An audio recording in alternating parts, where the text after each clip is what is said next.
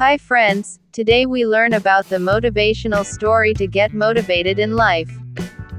కొంతమంది చిన్న చిన్న కారణాలతోనే జీవితంలో వెళ్ళాల్సిన గమ్యానికి వెళ్లకుండా పక్కకు తప్పుకుంటారు. సరే, అవేమైనా పెద్ద పెద్ద కారణాలతోనా అంటే చిన్న విషయాలకే కలలు గొప్పగా ఉంటాయి, కానీ ప్రయత్నాలే మొదలు కావు. కొంతమంది లేనిపోని కారణాలతో జీవితంలో ఓడిపోతుంటారు.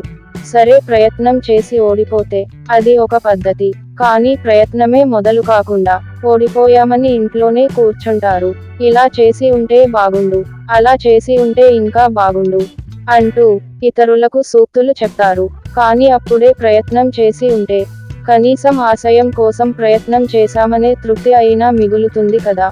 ఈ విషయంలో ముందుగా ఓ స్టోరీ తెలుసుకోండి.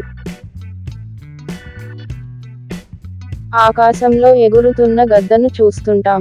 మన కంటికి అది కోడి పిల్లలను ఎత్తుకుపోయే పక్షి మాత్రమే. కానీ దాని జీవితాన్ని పరిశీలిస్తే మనిషి జీవితానికి స్ఫూర్తినిచ్చే ఓ గొప్ప కథ దాగి ఉంది. గద్ద జీవితకాలం 70 సంవత్సరాలు. గద్దకి 40 ఏళ్లు వచ్చేసరికి గోళ్లు బాగా పొడవుగా పెరిగి ఆహారాన్ని పట్టుకోవడానికి సహకరించవు.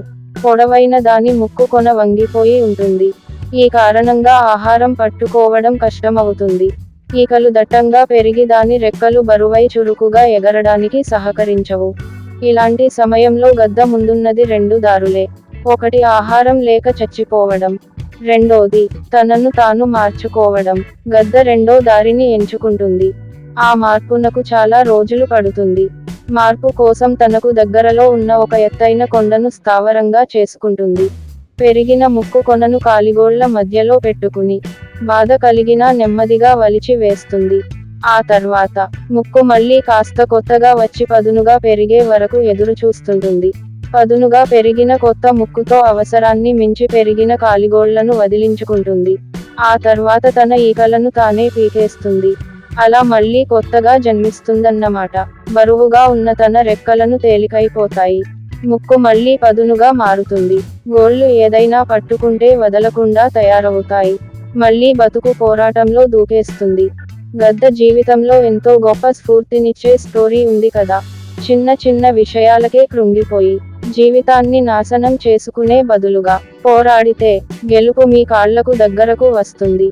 మనం గెలవాలంటే మనలో మార్పు తప్పనిసరి. అక్కడే ఆగిపోతే మిమ్మల్ని చూసి మీకే బోర్ కొట్టేస్తుంది. ఇక సమాజం మిమ్మల్ని పట్టించుకోవడమే మానేస్తుంది. నీ రాత రాసేది ఎవరు? నీ దారి మార్చేది ఎవరు? కలలు నీవి, కష్టం కూడా నీదే. తలిచేది నువ్వు, తలబడేది కూడా నువ్వే. ఓటమి నీదే, గెలుపు కూడా నీదే. నీ ప్రయత్నం, నీ విజయం, నీ జీవితం. అంతే.